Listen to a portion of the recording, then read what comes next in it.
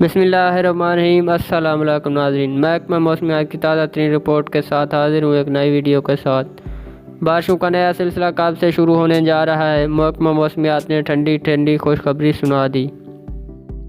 महकमा मौसमियात के मुताबिक रवां हफ्ते के दौरान पंजाब, खैबर पख्तूनख्वा, सिंध और बलोचिस्तान समेत मुल्क के बेशतर इलाकों में मौसम मुकम्मल तौर पर खुश्क रहेगा, जबकि इस दौरान दिन के वक्त बेशतर इलाकों में मौसम कदरे गर्म और रात और सुबह के औकात शहरी इलाकों में मौसम इंतहाई खुशगवार रहेगा, जबकि मैदानी इलाकों में मौसम ठंडा होगा। इसके अलावा 17 और 18 अक्टूबर बरोज़ इतवार और पीर के दौरान शुमाली शुमाल मशरकी पंजाब, लाहौर, नारोवाल, शक्करगढ़, सियालकोट, डस्का, पसरूर, शेखुपुरा, आफजाबाद, गुजरांवाला गुजरात, खारियां, जेहलम, रावलपिंडी, इस्लामाबाद और आज़ाद जम्मू कश्मीर के मुख्तलिफ इलाकों में तेज़ हवाओं और गरज चमक के साथ पोस्ट मानसून बारिशों की भी तवक्को की जा रही है।